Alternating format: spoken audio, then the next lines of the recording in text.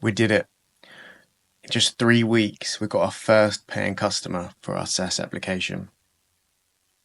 I thought this was going to take so much longer, but I'm going to run you through the steps that I did, how I made this happen, and what the plans are moving forward. So, for context, the tool is a SaaS tool to help aspiring entrepreneurs uncover customer pain points. I'm still not entirely sure I found product market fit. There's a lot of things sort of up in the air at the moment. For example, can you really have a recurring subscription for aspiring entrepreneurs to find customer pain points? Is it something they constantly do, or is it something they do once, and then once they've found their pain point, they stick with it? If that's the case, do we have a one-time fee, or do we pivot more towards, for example, a marketing, more B2B led, where marketing teams can use customer pain points in their copy, in their ads, in their website, across their headlines, and all those other places. So that's the backdrop. We launched it 3 weeks in. I'm going to run you through the numbers. So in about 3 weeks, we've had 162 users visit the website. By the way, this is all organic. There's been no paid ads. 162 users have visited the website. Of that 162 who visited the website, 40 of them have entered the application. So they've clicked sign up now and gone onto the SaaS. Of those 41 users, that's 1 in 4 people. Of those, we've had 20 signups. So from the 40, so there's about 1 in 2 users who end up signing up. And from those 20 users, 2 have paid and become paying customers. So the stats aren't bad there. That is potentially very scalable. If you think 160 visits and 2 paying users, it's really not bad at all. So how did we actually get there? So what I've done is I've taken sort of a leaf out of the Y Combinator book. If you don't know Y Combinator, they're like one of the biggest venture capital companies.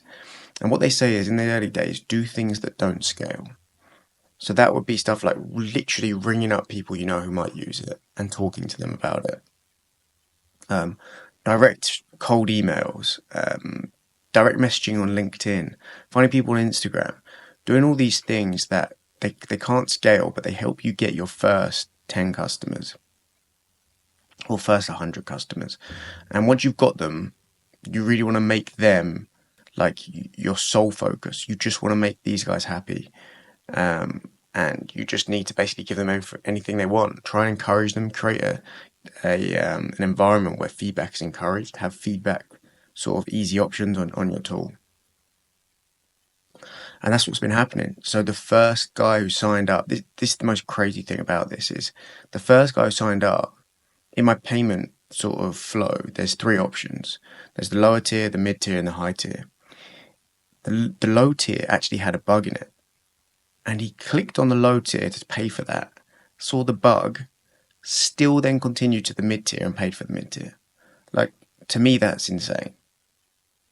And then since then, there's only been 1 other person sign up, and he ended up paying as well. So the actual conversion rates of people actually hitting this seem to be quite good, and there is definitely potential for this to grow. So I think I'm gonna invest a bit more time in this. I don't know how much yet, but yeah, the social media stuff, I did a couple of reels and stuff, and it got good impressions, but there wasn't really many people actually clicking on the website from them. I don't know if that's the best place for me to go. I think I need to do things that don't scale until I get to at least 50 users, I'd say. And at that point, maybe we can start doing organic social media stuff. But for now, what I'm really focusing on is using Reddit. So effectively what I'm doing is I'm going onto Reddit and I'm trying to find, just by searching, people who are looking for my service. So how to find customer problems, how to find customer pain points. I'm looking a lot at like marketing stuff. So people who are talking about how to find the language, like their customer's language to use in their copy. So that's really the niche I'm looking for. And what I'm doing is I'm actually spending the time to give them solid advice. So I'm writing a good 1 to 2 paragraphs of advice for whatever question they've asked in the Reddit. And then I'm going away and sorry. So yeah, so I'm giving them this advice, but at the bottom I say, if you can't do the above, you could try using this tool, which is the tool that obviously I built, problem perception that I'm promoting. It just comes across a little bit less salesy. And also it kind of plays into why I built the tool. Like I do genuinely think if you could go out and speak to 100 customers to uncover their pain points, that's better than my tool.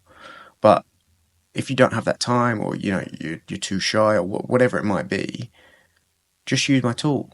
It's the internet is flooded with people making complaints, talking about their pain points everywhere, whether it's in chat rooms, whether it's in testimonials, product reviews, app store reviews. All of that stuff is there online, available for you to take. I've just been the one to create the effort and time to create the algorithm to scrape all of that data and condense it into a nice user-friendly application.